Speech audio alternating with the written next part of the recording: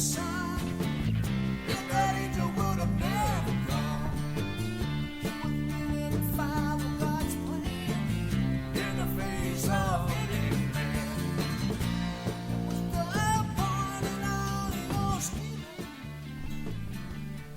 people, this is Bob on Bob's Blues and the news, coming to you directly from Atlanta, Georgia. My 3 cents, a little tune called To Build Paradise, which I will release one of these days. I'm starting to release new songs, so look out for it on Spotify on the Bob Jeter. But yeah, it's sort of cloudy. It's Memorial Day weekend. I'm at home. I didn't do anything special, just hanging around the house. One thing, the weather's not very nice if you're on the East Coast. At least, I think in New York, from New York all the way down here to Georgia, it's sort of cloudy, rainy. But hey, it is what it is. At least you can enjoy your time off, do some errands, relax, chill out. It's good to take it easy, take a deep breath, and get yourself together, and ready to meet the new week coming ahead. On Tuesday, I guess the new week starts, right? But yeah, so I'm thinking about this whole Iran thing, and of course it's been on our minds for so long. If you're following the news, Trump says he's almost got the plan, peace plan, ready to go with Iran, but then he backs off. He says, I got all the time in the world. I'm no rush. And it's back and forth, the master of the art of the deal. Is he really being played by Iran? But he's supposed to be a pretty wise negotiator, right? Even though sometimes I think he doesn't understand the Middle East as well as he should. But we'll see how it works out. Obviously, we can't let the current regime in Iran stay in place. People don't want to say, it was all about regime change, because, from Trump's perspective, it's about getting rid of the nuclear power, nuclear capability of making a bomb, because Iran, of course, would love to explode a nuclear device somewhere against Israel, against the United States, or whatever. And you have the Strait of Hormuz. Trump says he's got it blockaded like a stone wall. I don't know if ships are getting through or not. Some people say, yeah, it's still getting through, and it's not really a total blockade. But you hear so many stories, and it's been going on for months now, this portion of this war with Iran. But, of course, the war with Iran has been going on for 47 years, if you want to know the truth about it. And then you got the whole Middle East, which has been going on forever. And you got the Islamists that you've been fighting, the Western world have been fighting for 1,400 years. So you have to have a lot of patience with these wars. As we look at it more currently, though, oil prices are very much reflected by what's going on with Iran. The oil prices are still high. So I take a little sip of my orange juice. And people are still suffering with inflation. The stock market is gangbusters. If you still got a 401 plan, you're doing okay as far as that goes. But a lot of people don't have a 401. Not everybody has one. And a lot of people are sort of down in a 401 because they've been using it to survive after COVID, during COVID, whatever. I know I used to have a healthy 401, my wife and I, but we've used it just trying to make ends meet. But hey, things are picking up that away. So it's good that we have a hot stock market, because it does bring benefits. But if you don't have it, and you're struggling to meet your monthly payments to bring food on the table, with all the inflation still present, it's an issue. So I'm sure Trump would like to get rid of this quagmire he's in with Iran, although he won't admit it's a quagmire, but I see it sort of a quagmire. Because the prices of oil are not really going to go down until it's this whole issue it comes to a close with Iran.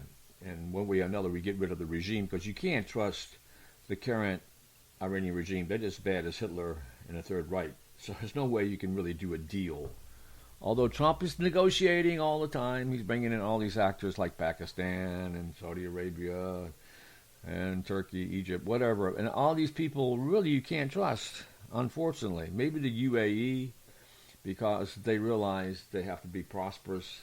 They want to be prosperous. They don't want to give in to the Islamists. But yet, at the same time, they don't want Iran to be totally conquered because it would make their societies look bad. You have this one big country besides Israel in the Middle East that's free, democratic, and more or less friendly to the West. And then you have these other Arab regimes who sort of censor everything, and you have to really toe the line and go by the Islamist approach, and you lose a lot of your freedoms. So they don't want this sense of freedom over there that would upset the apple cart, you know? So they don't like Iran being strong, but they don't want to totally eliminate Iran either, you know? And Pakistan is helping Iran. And, you know, China is behind it all, too. And, you know, so I know Trump has a lot to deal with, and he has a lot going on, and domestically, too. We got the World Cup coming up pretty soon. We've got 4th of July, 250 years anniversary of the United States of America. We've been here since 1776, but let's hope we can go 250 more years at least. But, you know, there's a lot at play and a lot of tension everywhere. People are fighting each other politically. You know, you have extreme on the right, extreme on the left, both here and Israel, and they hate each other's guts. And you get violence every day. There was somebody on the White House yesterday shooting up the White House. Some crazy guy thought he was Jesus. Some black guy. They said he was mentally. Yeah, definitely had a mental problem. But you get so these crazies. I mean, everything is stirred up. So it's easy for these crazies to snap because of all the tension in the atmosphere. You know what I'm saying? It's like the weather we got. You know, it's cloudy, it's stormy, and although I say out west has been very dry, right? They got other problems out west, but so the atmosphere is charged electrically and in every other way. Plus, you got all these UFOs flying around. What do you think about that? You think those really are aliens? Who knows? I mean, I haven't really seen a real life alien walk up and knock on my door. You know what I mean? Until I really see in the flesh a real alien, or maybe even a spacecraft that really looks far out, you know, and I see it and I can touch it. I don't know what to think about this stuff, but you hear all kinds of stories, and there are all kinds of sightings. And, you know, we live in biblical times as well, you know, because if you're religious, you think, well, maybe this is the end of days because, I mean, even the prophecies, if you read in the Old Testament, they talk about one of the last battles would be with Persia, which is Iran, and that, you know, all the nations would gang up against Israel, which has happened, you know. So many things have been written about in the past, in the Bible, by the prophets, and they seem to be coming true now. So it's a very interesting time to be living in, you know, and there's so much at play. And if you follow the news like I do, you almost go crazy because every day you wake up and you wonder, what is the newest headline? You know, is there peace? Is there not peace? Who's killed who? What war has started? War has finished? How's the stock market? At the same time, like I said, there is positive story. There are many positive stories about how we're living in a new age with AI, technology. We're able to do a lot more in quicker time because of all the technological achievements, because of AI. And it's spooky too because, you know, in case AI takes over, and they said, well, you know, the humans are too dumb. We don't really need them. I mean, that's very possible because look, the human mentality, education. I mean, really dropped as far as educating our populace. Look at all these people in the streets just going chaotic and acting like a bunch of baboons, like a bunch of pagans burning down everything. You know, they have, you know, all of a sudden somebody's on TikTok and said, "Oh, let's all get together at Lenox Mall here in Atlanta, and we'll have what do they call it? A crowd get together. I forget the term, but when all the kids get together and go crazy in a certain area, and just sort of take over and start stealing from the stores and trashing stuff, and the cars will get at the intersections and do donuts and do fireworks, and of course a lot of drugs there as well. It sounds like a lot of fun, right? But it's totally pandemonium sometimes, and in certain areas there's no law and order, especially if you're in a blue state, and that's why all the Yankees, I'm in the South, all the Yankees are coming down here to the South. I mean, a lot of people come down here in Florida, Georgia, South Carolina, Texas, because they don't want all the madness from the blue states, which are mainly up in the north, in California.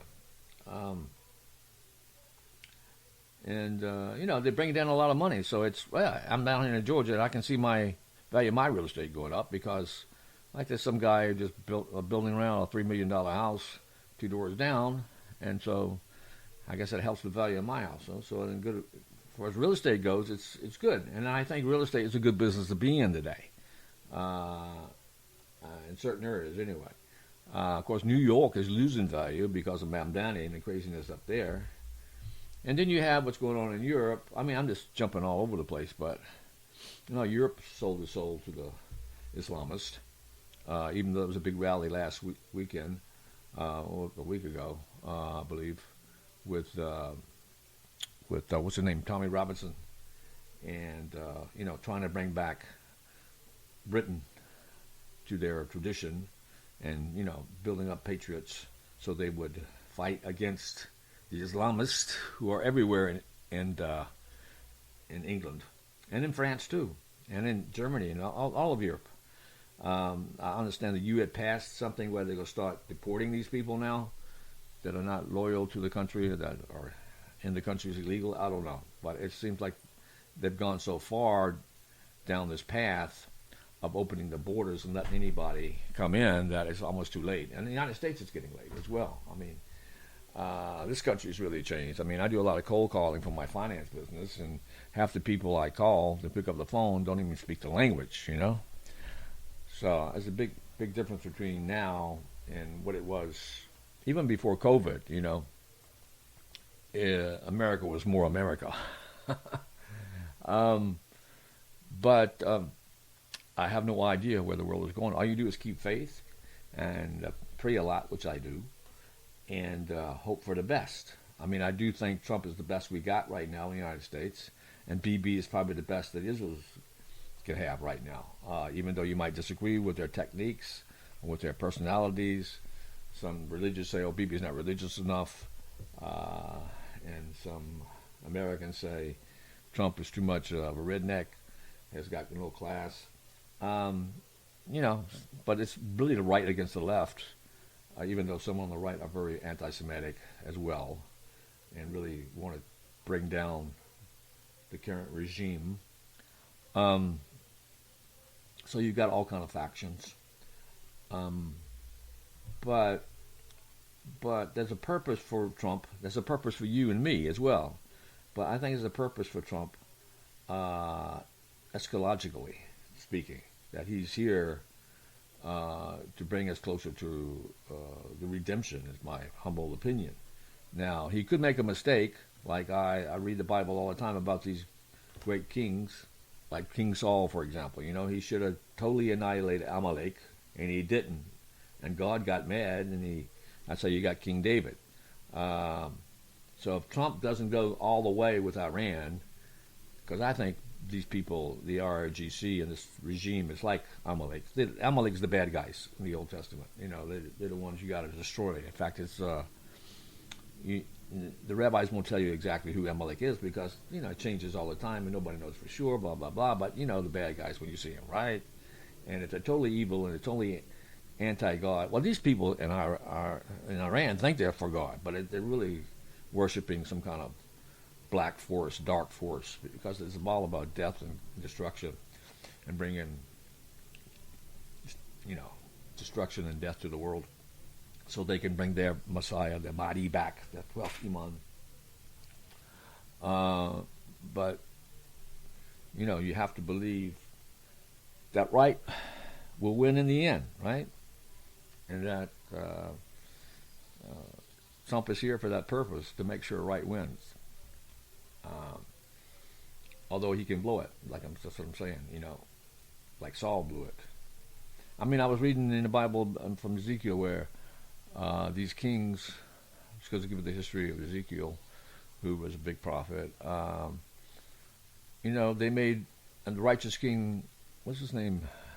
I have a hard time pronouncing some of these Jewish names of kings. Joshua, something like that, who was a very righteous king. Well, right, not too long before they lost the first temple, but he made a mistake of attacking Egypt when Egypt just wanted to cross the land. They just wanted to cross Israel. They didn't want to attack Israel directly or anything, but he thought he didn't need God's advice, and I think he went on and, even though he was a righteous king, he made the wrong move, and he was killed. And after that, the whole country started to slide, and finally, Nebuchadnezzar came along and did destroy the temple, and the Jews went into exile. So, even righteous people can make drastic mistakes that changes the course of history. That's all I'm saying. So I hope Trump is not like King Saul or like this other biblical king who attacked Egypt when he shouldn't have attacked Egypt. But anyway, we will see where it goes, right? Keep your eyes open and your head clean with good thoughts, positive energy. That's what we need. But be aware, Be aware. Don't be fooled. It's like that old tune from The Who. We won't get fooled again. So let's hope we don't get fooled again. I love you all. This is Bob. Have a good Memorial Day weekend, and I'll talk to you soon. And I'm just going out with my little tune to build paradise.